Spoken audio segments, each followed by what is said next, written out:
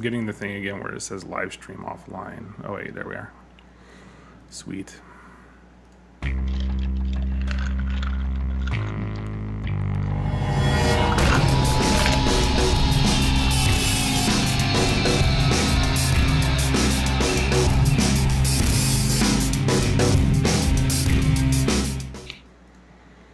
What's up, everyone? Welcome to another episode of VCC Live. This is episode 48. Tonight we're going to be talking about the UK calling a ceasefire on vaping. Letters to Gottlieb. And we'll talk at the end a little bit about Rest in Peace Chester. Linkin Park, if you guys hadn't heard about that yet. So, yeah, before we get too deep into any discussion, Jay, what's been going on, man? How are you? I'm good. I finally found my way outside of this guy's brain. So I'm breathing a little bit easier now. But, you know, more of the same for me. Working, a little more working, and then I have to do this stupid show. So sweet. You do another show that's stupid, not this one? I love you, Kev. Oh, I'm awesome. Hi, I'm awesome, too. What's up, Matt? How have you been, man? It's been a couple weeks since we've seen you. I'm pretty good. Doing some family stuff. We went on a little family trip last week to Idaho. That's a blast. What is there to do in Idaho?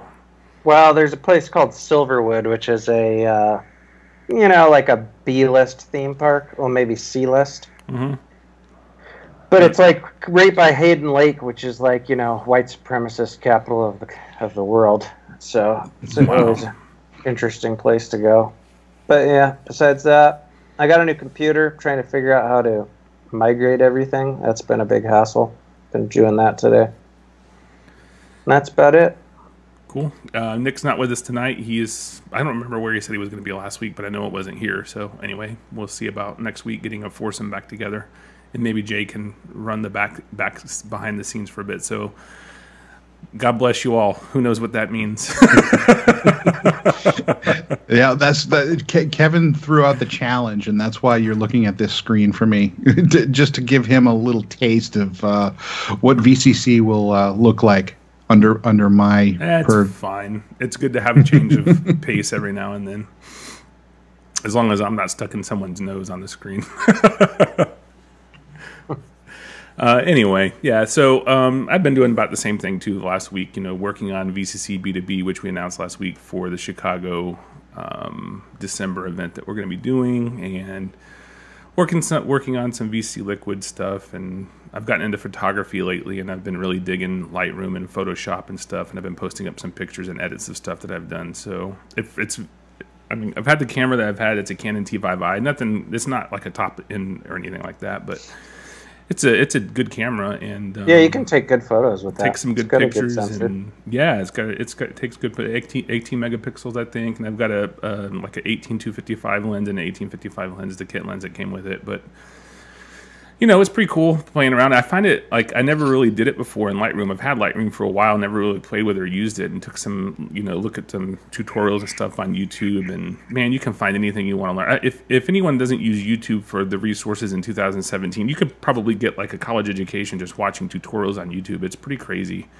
That's how I've learned like video editing and everything. You can literally pick a subject, absolutely, and go on YouTube. If you like take a 2 or 3 day vacation and watch YouTube on any given subject, and you will be seriously, if not a PhD, you could get your master's. Seriously, I'm shocked at how far I've come so quickly just by watching people's Lightroom tutorials and Photoshop tutorials. It's pretty crazy.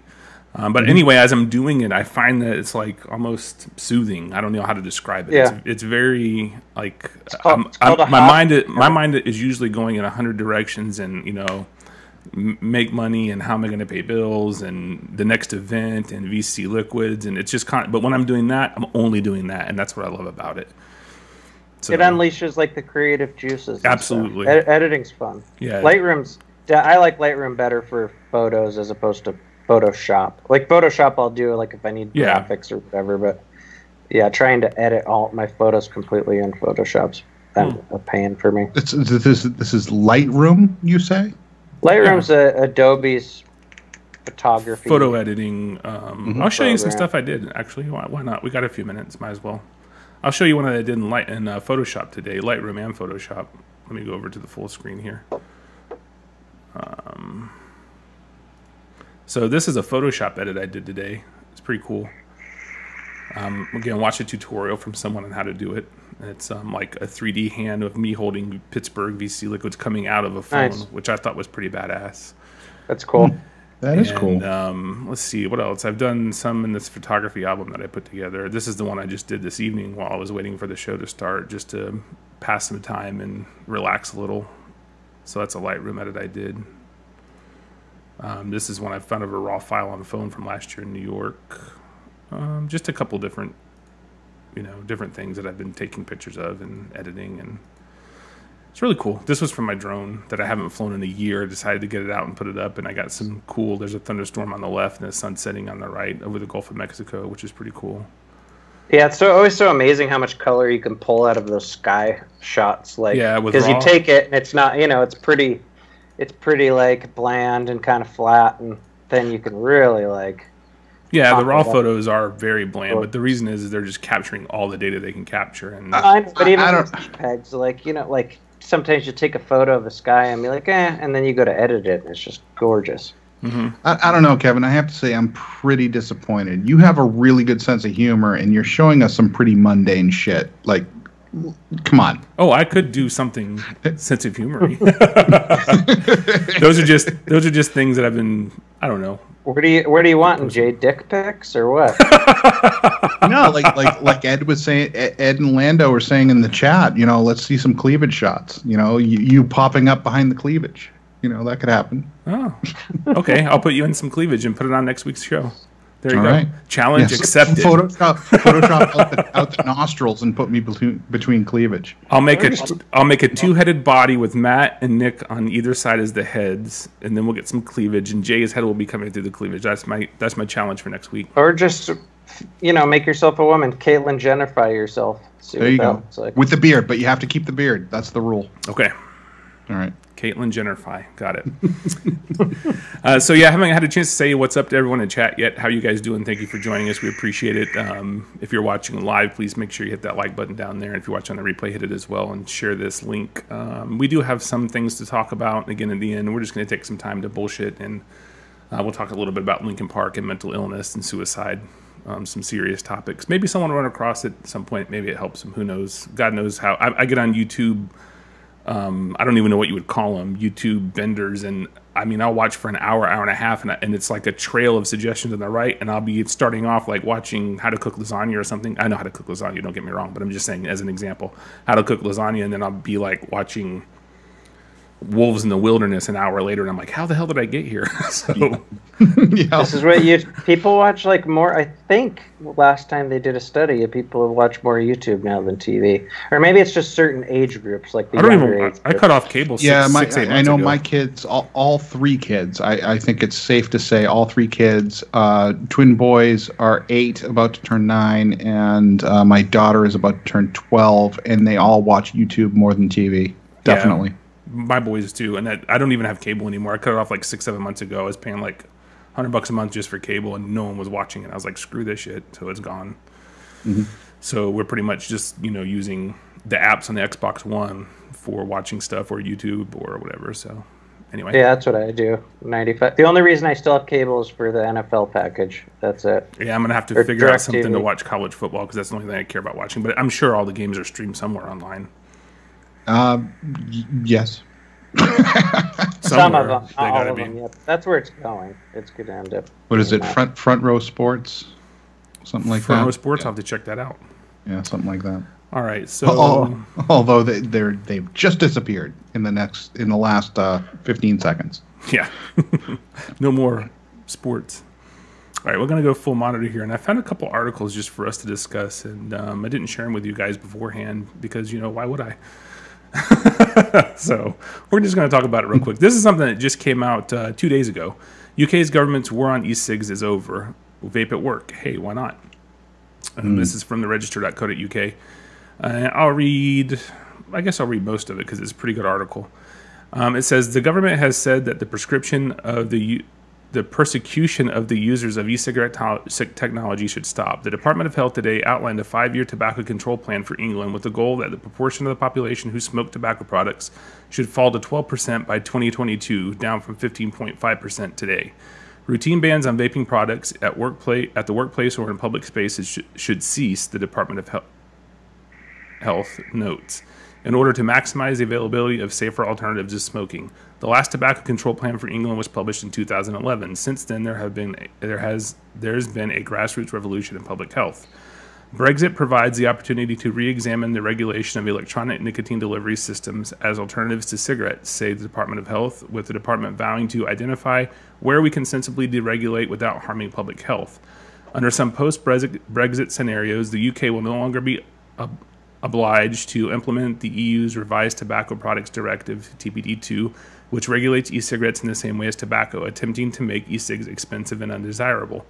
And this could lead to a possible liberalization of regulation regarding e-cigarettes as a more healthy alternative to tobacco and encouraging their adoption further down the line. As we explained here, and they have a link there, I'll post this link in the description, by the way, the TPD2 has raised regulatory barriers to entry for the producers of nicotine liquids, made the liquids weaker and thus less effective as a cessation aid, and has bound up the market in red tape.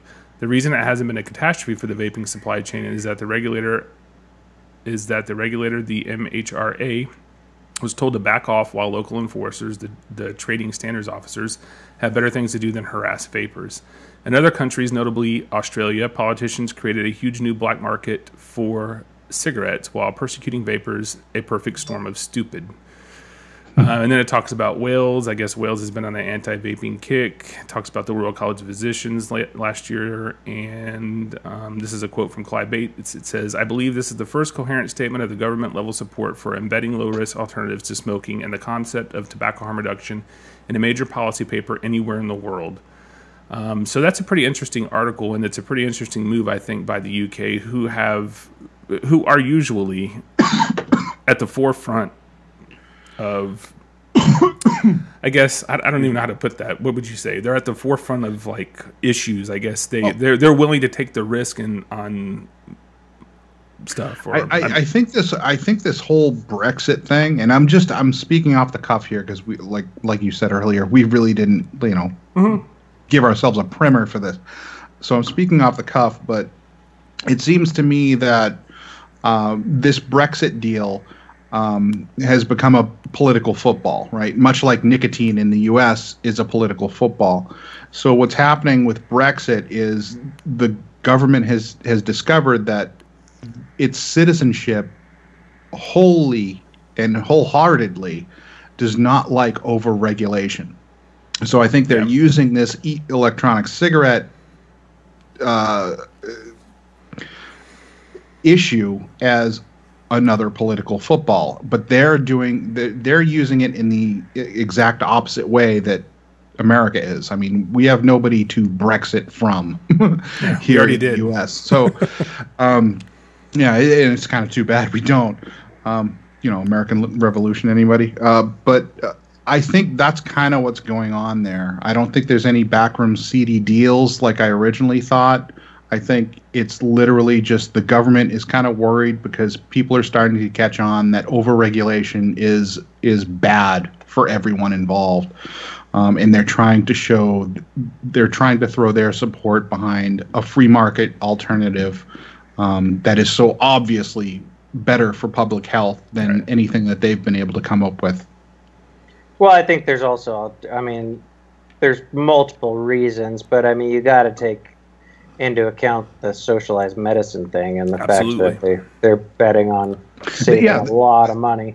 They probably are. You're absolutely right. They're probably looking at their bottom lines and saying, you know what, if we're going to have to pay for, lung disease in 500,000 smokers, why don't we try to get them to switch to the safer alternative? Yeah, and I've lived, we talked about in the past, I've lived in the NHS in England, and it leaves something to be desired for sure from a quality of care standpoint, not to the workers' credit, but because they have low funding, even though their taxes are high to try to pay for it. However, to play devil's advocate, it does lead the government to, I think, watch more closely harm reduction strategies and enforce harm reduction strategies. And I think if they do, when they get done with the Brexit thing, if they do roll back the TPD in the UK, I think we're going to see a dramatic reduction in smoking rates there. And I don't know what it will take, if anything. I mean, because the Royal College of Physicians and Public Health England already came out with their reports a couple of years ago. You know, it's been out there for a while. Our politicians in the U.S. have had an opportunity to study those and review them. They don't seem to care or put any credence to them unless it's an American study or, you know, something done in the U.S. And I don't understand why that is. Nationalism maybe, but yeah, I think that once the world sees the UK continuing to have decline in deaths and early mortality from combustible tobacco and the success they've had in their policies on vaping and e-cigarettes, then I think that that's going to be a positive. I wish it would happen sooner rather than later, but they're making steps in the right direction there. It seems like every month there's something new positive about vaping coming out from the United Kingdom. So that was a long ramble. Anyone? Yeah, I mean, I think at some point, like, our politicians and government's not going to be able to, you know, turn a blind eye forever. Yeah. And then I didn't have this in the title, but there was the VTA conference in Washington, D.C. this past couple of days, which I'm sure you guys have seen on, you know, Facebook. Everyone's been posting pictures, and they met with a lot of Congress people and senators and stuff like that, which is awesome. It's good to see. It's good to see them doing that and having some positive interaction in Washington, D.C. and making inroads with some of the right people in the right positions, so that hopefully we can get the FDA deeming regulations repealed and work on a replacement. Duncan Hunter, I saw he was there. Of course, he has the HR 2094, which is not perfect, but you know, it is a start. And I'm just it's good to see. It's good to see a trade organization doing that. I mean, I know Safada has had them in the past couple of years. They've done fly-ins and stuff like that, but this seemed to be pretty well orchestrated, and they had a lot of good meetings set up, and it looked like they had a lot of good talks and stuff like that. So, did you guys know anyone personally that went? Have you heard any personal reports on it other than seeing what you've seen on Facebook or social media? I've just seen stuff on Twitter. Yeah, me too. Stuff like that. Cool. Well, it looks like the vaping industry was pretty well represented from various states, so that's awesome. I know the FSFA had Keith Fairman from Diamond Vapor. He was there representing the FSFA and got to meet and talk with several people, and including my own representative, Gus Bilirakis. He met with him, I think, yesterday. I saw some pictures, so that's pretty cool. But anyway, maybe we'll get there at some point. So that's the point. As long as we get there before the industry's dead and there's something worth saving. I mean, what's the newest thing that they're going for the spending bill in October? Isn't that what? Yeah, the end of September. They're trying to get like a revised version of Cole Bishop 2. We called it last week on the show. The second Cole Bishop Amendment, which has the characterization of flavors language in there. I haven't seen anything else, and I guess we were on some show last week after their show. The guy that does the Make It Right or whatever put us on there and said how wrong we were and stuff, but that's okay. Oh, he's made a whole list of movies about me. Yeah. Hey, buddy.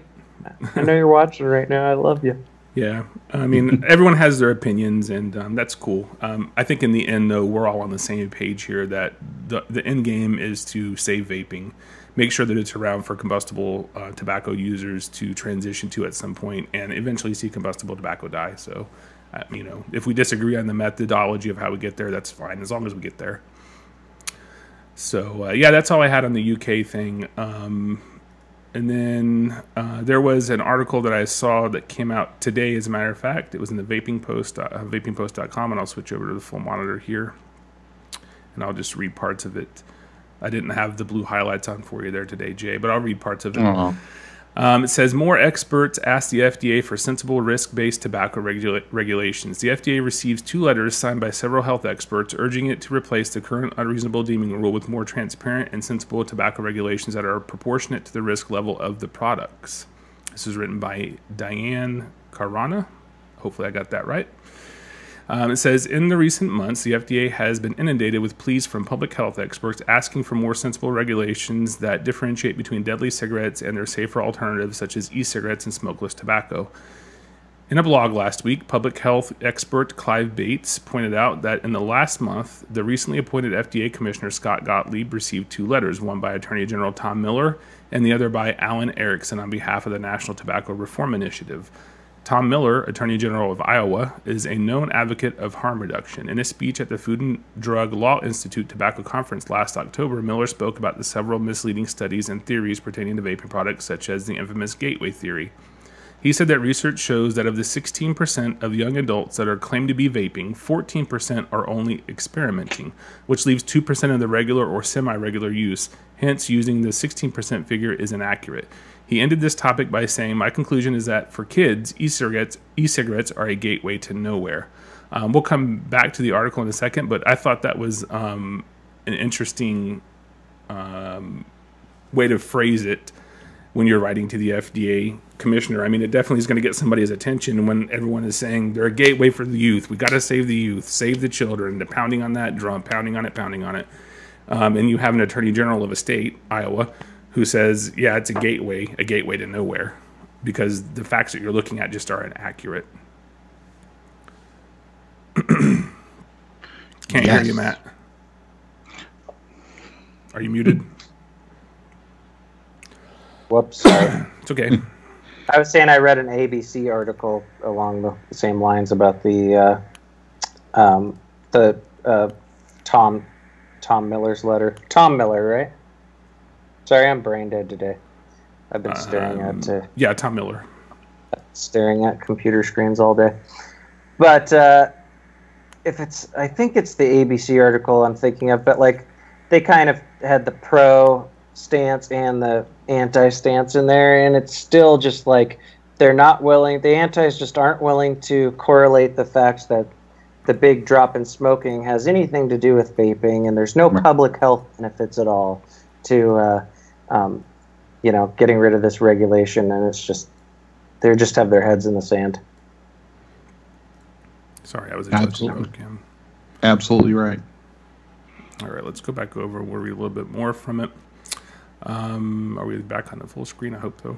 Required action to prevent a market collapse. In his letter to Gottlieb, Miller urges the FDA to take action to avoid unnecessary damage to the market for innovative and disruptive technology. Amongst his suggestions is a delay of 4 years in enforcing the requirement for a pre-market tobacco application. The Attorney General's letter was signed by, and it has a whole list of medical professionals here. Again, I'll put the link in the description if you want to go back and see who those folks are.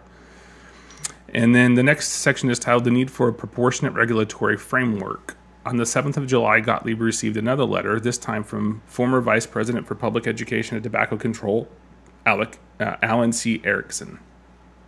And this is a quote, "Decisive action is required," there's a thunder, wow. "Decisive action is required to put the approaching authorization requirements for vapor technologies on hold because it is threatening the demise of an entire class of potentially viable alternative nicotine products," read Erickson's letter, whilst also mentioning a need to, quote-unquote, engineer a rational and proportionate regulatory framework for these products. And this letter was signed by a host of other folks as well. And then it says, the U.S. needs to update its strategies in line with current public health needs. This is a quote from Clive Bates again. "The dispute over the direction of U.S. tobacco policy is not, in fact, the cliched standoff between public health and industry. There is an argument raging within public health about the right strategy to adopt if the aim is to reduce tobacco-related disease at the greatest rate," concluded Clive Bates in his blog. He pointed out that these letters and the papers attached to them all reflect the need for the U.S. to adopt new strategies that are in line with current times and needs. So, Clive Bates is he's very active in tobacco harm reduction advocacy and pro-vaping and e-cigarettes, and he's doing a great job. And, I think that these two folks who wrote these letters, I echo their thoughts to Representative Commissioner Gottlieb. And, any thoughts you guys have on it, any questions you guys have in chat, let me know. We'll bring them up. Well, I think Gottlieb, knows what's up, but he doesn't. I mean, he's probably kind of scared. He's in an interesting position. Maybe he doesn't want to be too eager about it. I mean, I have more, how do I put this? I'm guessing that we're going to have something good come from the FDA before we're going to have legislation, but that's just... Yeah, I'm of the opinion we'll hopefully see something before the end of the year. I would tend to agree, and I think it will probably come out, say, a week or two before the registration deadline. For midterm elections? Is that what you're talking about? Is that when that falls? No, the actual e-liquid registration. Yeah. Oh, you think it's going to be that? You think it's going to be sometime next year? No. You mean next year? I'm sorry. You said the registration, not the enact, not November. No. The new registration. So you think instead of them is November? You think instead of them kicking the can again, the FDA is just going to say, you know what? Let's just pause what we're doing. Yeah, that's wholeheartedly what I think is going to happen. Oh, I agree with you.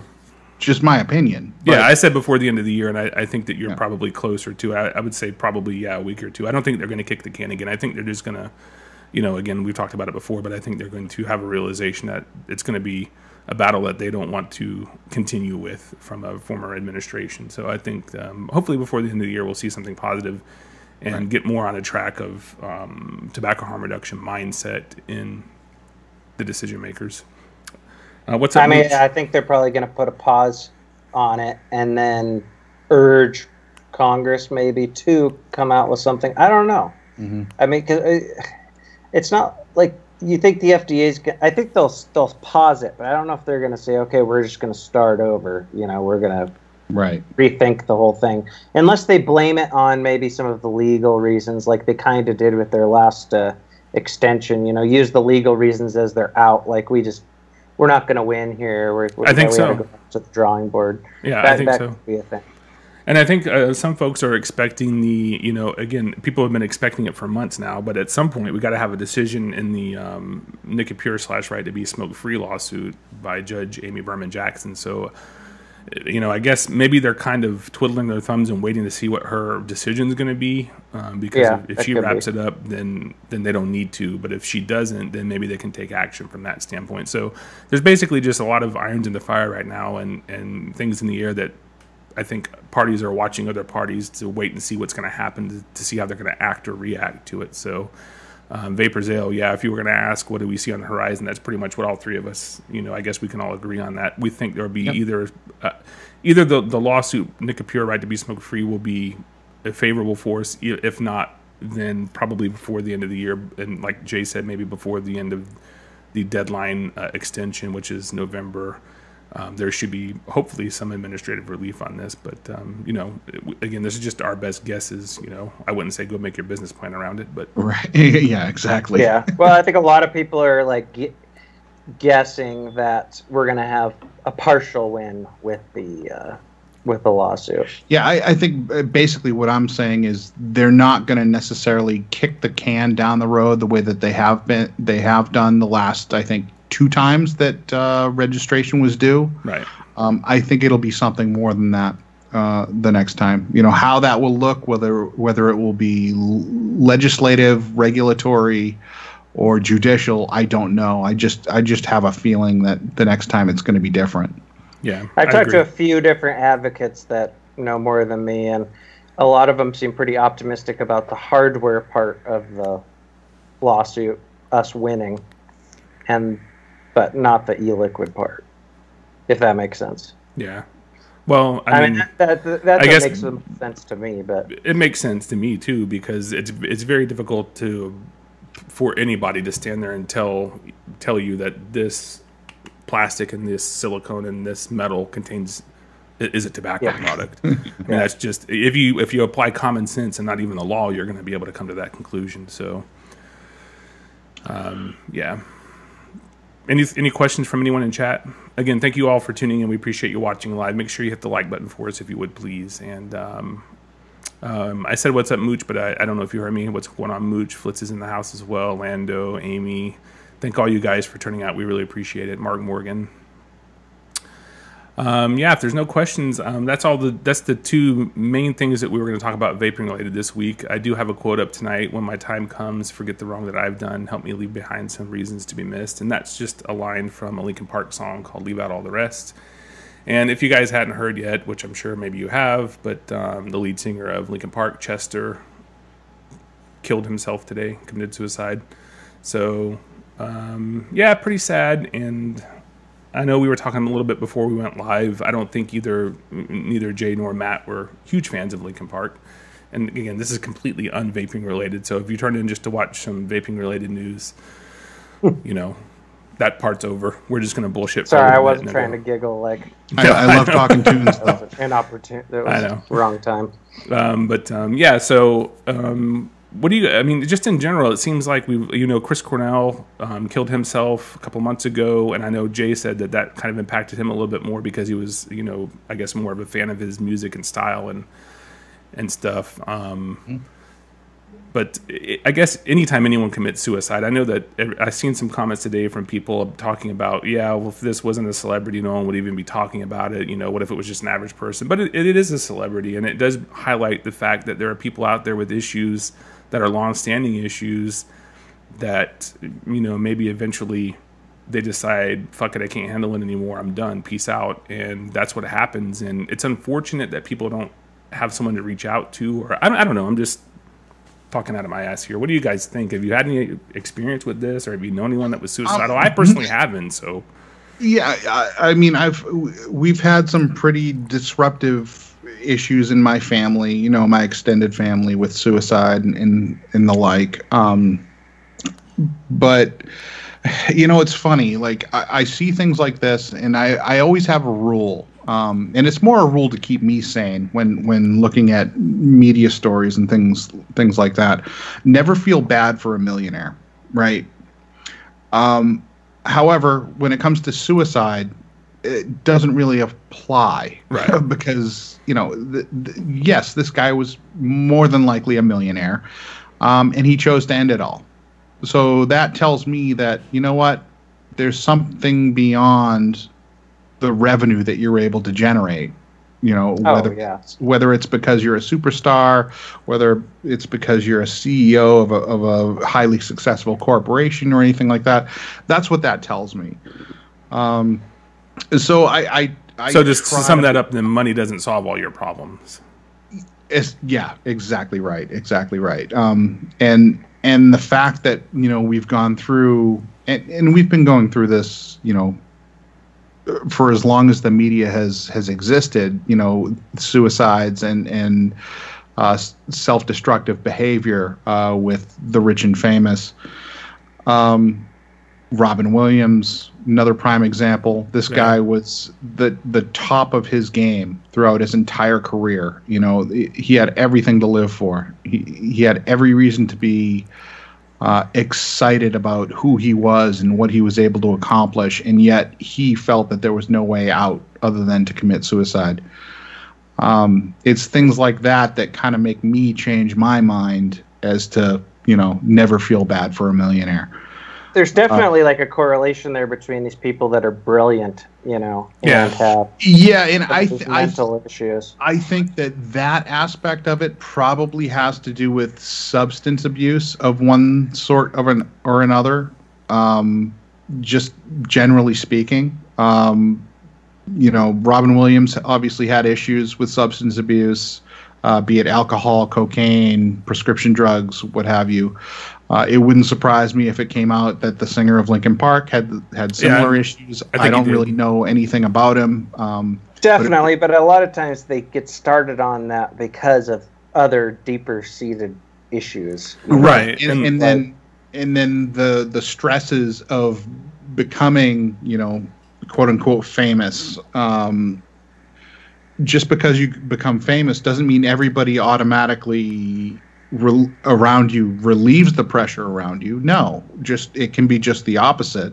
The people around you are all of a sudden dependent on your continued success, so they can apply more pressure to you. Even if it's just perceived.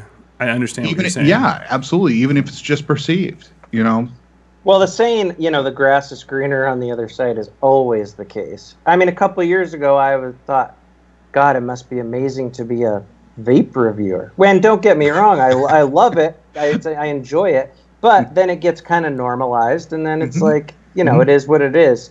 I think as humans, like, we always need to be striving for something or have some sort of struggle going on, or we get complacent and depressed and Well, you gotta have something going on. And maybe you find that the only next step would be, you know, once you reach that pinnacle where you're uber famous, uber popular, uber important, maybe at that point the only next step you see is normalization, like back to family, back to, you know, wife and kids, back to normalcy, and that's not achievable. So maybe that in and of itself is a trap that makes it's got to be weird. I mean, if you really think about it, being, you know, someone that was once on top of their game, and then maybe you're getting older, things are slowing down. Well, I mean, that's a whole different aspect. As a former musician who was at the top of his game, you know, back in the early 90s, I think.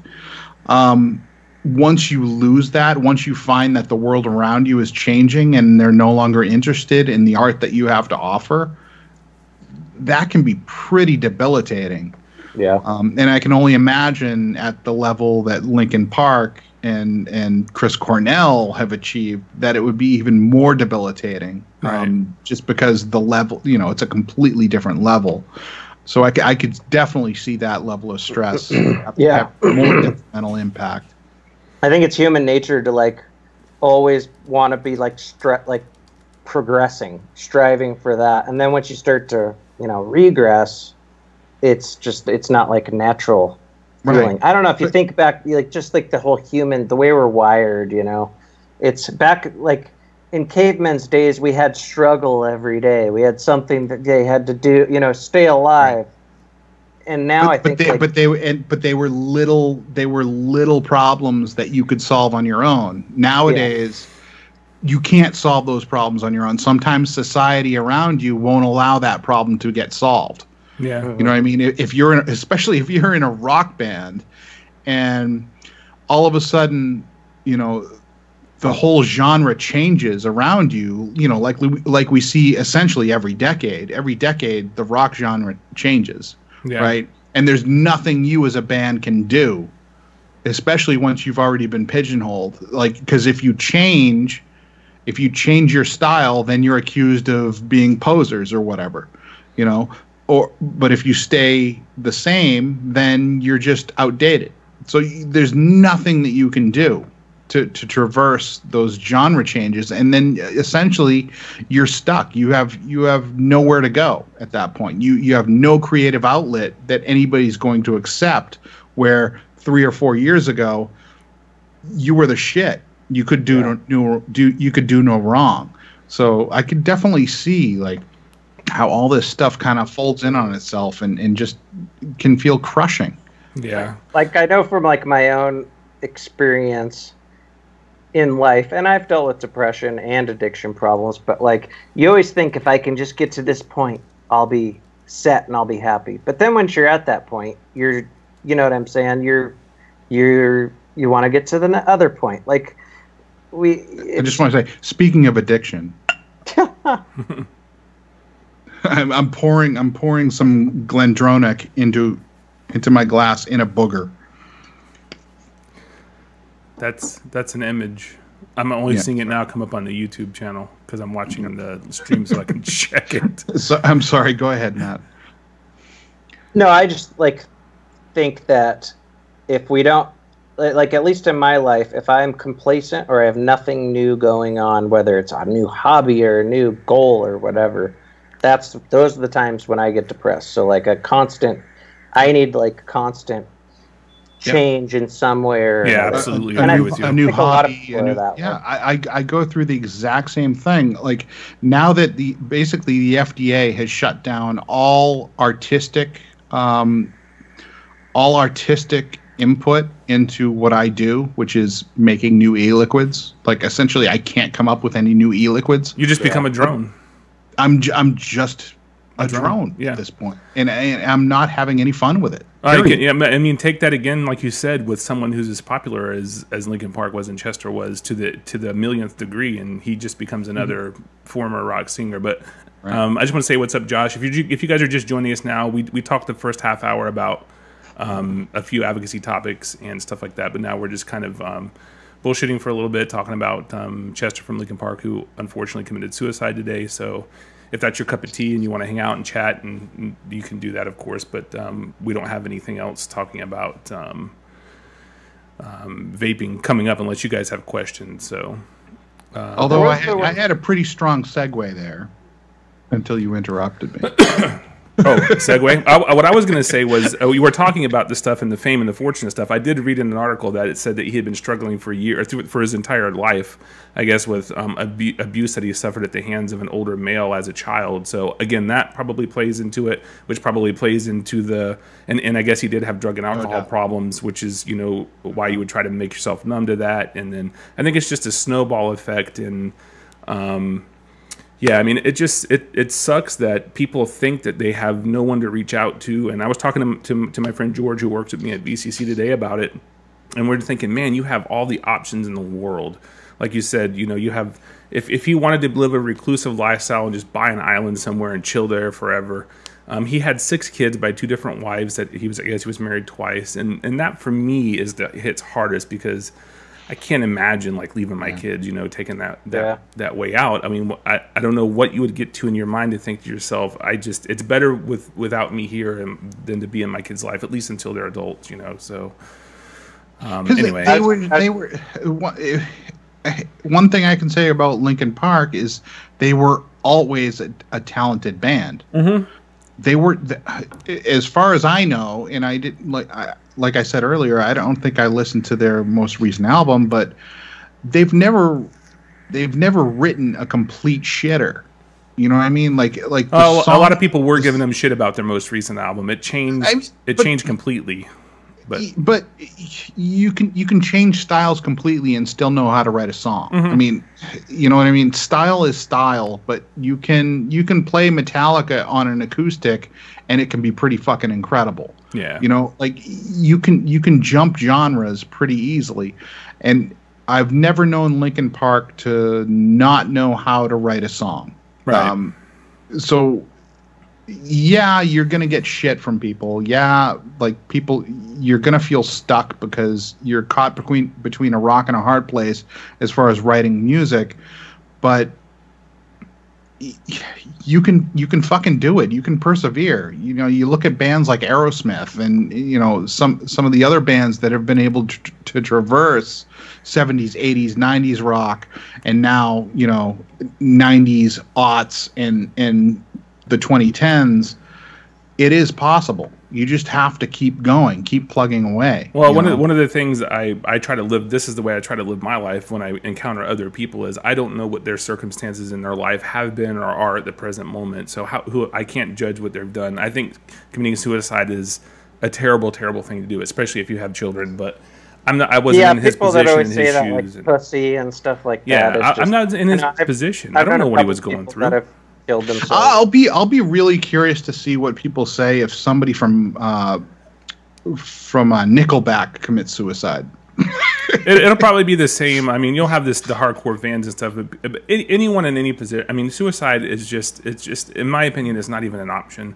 There are people out there can have, but again, I'm not in that mindset, and I haven't lived. Well, yeah, through that's the thing is we always look at things through our narrow lens of how we view stuff, and it's very. Yeah. But I've known people that have killed themselves. My ex-brother-in-law killed himself, and he was a tortured person, and you can't even you can feel horrible for him, but even trying to exactly the guy had like spinal scoliosis issues his whole life, and depression, and the doctors had him on all these different pills, and he started drinking with them, and it's just you just can't always put yourself in someone's shoes to know exactly how they're feeling. So no, you're absolutely right.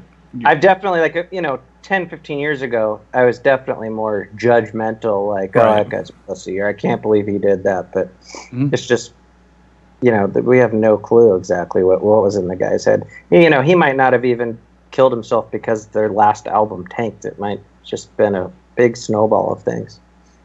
I have no doubt that it was a snowball of things. It couldn't just be the tanking of a record. I mean, look at Dave Mustaine and Megadeth.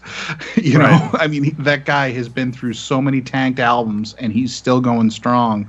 And there is not anybody in the rock genre that I know of that is more troubled than Dave Mustaine from Megadeth. Yeah. And he's been able to persevere. And why is that? I don't know. I think that's something that we need to look at, between the people who have felt that there's no way out and people like Dave Mustaine and others who were able to persevere through all that. I think that's something that should be looked at. Joshua brought up we don't have to talk about it right this second, but the Juul thing. Too. I did see that. I was waiting for somebody to transition over to it. We'll finish this real quick. If anyone's watching, Lando, by the way, dude, it's good that you're able to overcome that. Don't ever think that you're alone, buddy. Seriously.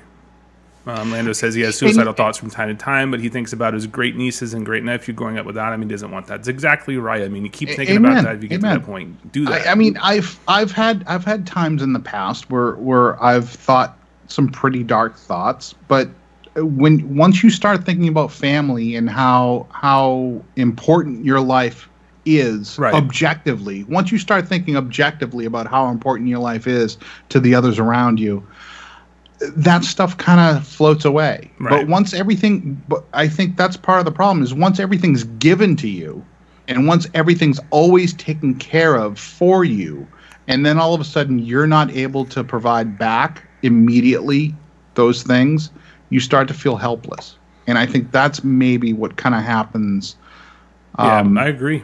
I think taking a step back though and looking at, trying to see things from a positive perspective, and I think it's the only thing that can help pull you out of a dark place that you might be in. So like Jay says, take some time to reflect about how you're not being here and your actions how would it make your family members feel if nothing else? And then, try to find some positive thing that you can work on, a hobby. I mean, go volunteer at a homeless shelter or something. There are people out here in the world who truly have it a lot worse than you think that you have it at the moment. I promise you.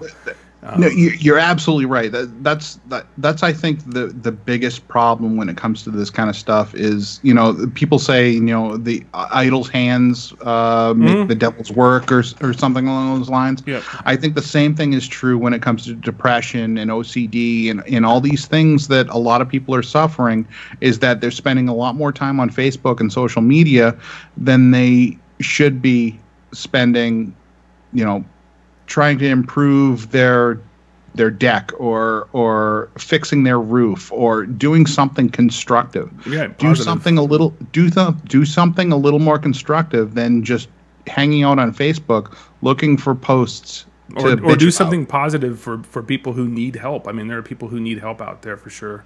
Anyway, I'm going to flash this up real quick. That would be enormous if you could go out there and help somebody. And then you get that rewarded feeling, and it makes you feel worth again. And I think that's probably the biggest one of the. Well, that's part of the whole struggle thing too. Like just having something going on, like having something some endeavor you're taking on. Yeah.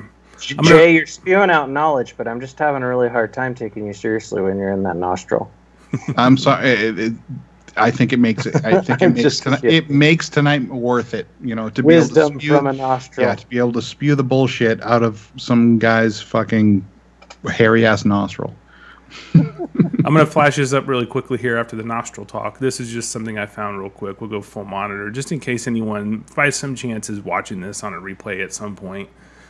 There's a National Suicide Prevention Lifeline that you can call 1-800-273-8255. And if you just need someone to talk to, or if you're having thoughts or something, give them a call. They can probably help you out. And don't ever let it get to that, people. Mm-hmm. Mm-hmm. You have worth, you have value, and you just got to find a way to find it.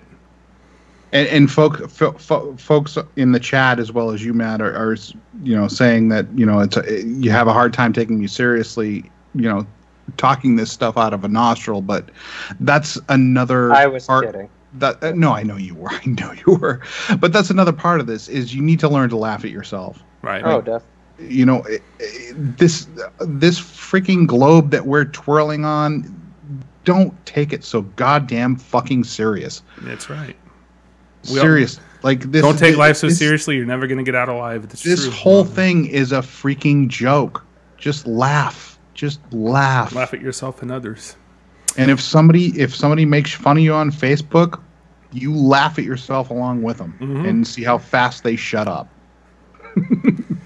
So I guess we will talk about the Juul thing really quickly here. I do remember seeing some post about Juul. They said basically in a nutshell that they were supporting the FDA's efforts and they were moving along with cooperating with the FDA or something to that effect. Does that pretty much sum it up, Matt? Pretty much. Well, they agreed with. They were for the regulations, basically. Right. I mean, they basically. It was from. What was that? It was some tech site. He was doing a review of the Juul because he's trying to quit. Pretty big tech site. I forget which one now, though. TechCrunch or I don't know. But, he took a clip from, or a quote from the CEO of Juul, and the guy said, yes, we need regulation, and that's why we support the FDA's regulations and blah, blah, blah. I mean, who knows if he said anything else after that, and it just wasn't quoted there, but it definitely was pretty damning. And I think that he deserves to be called out for that. I think he does too, and I've never bought a Juul, and I wouldn't have before hearing this have mind trying it, but certainly will never buy one now because that's completely counterintuitive and counterproductive of what we're trying to do in the vaping industry. A company that's made as much as they have in the past year and a half should not be making statements like that. It's just common sense. Oh yeah, we've made videos for him before, and screw that shit. Not happening ever again. Absolutely not.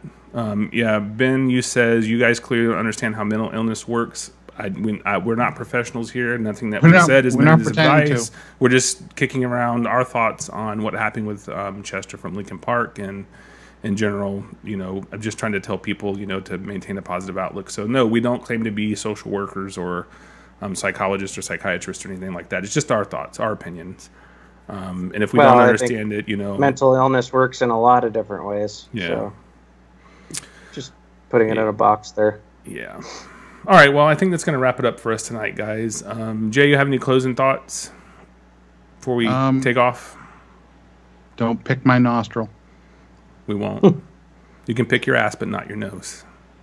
Next time you need to color key yourself green. That would be funny. Matt, any closing thoughts? Anything going on this next week? No, not that I know of.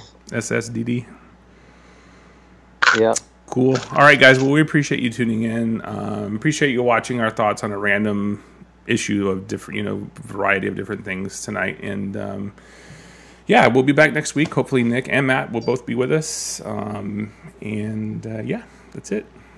Have a great weekend. How's it go, Jay? Remember, you don't have to do everything, but you do have to do something. You can't pick your friends' noses. Get involved. Yeah.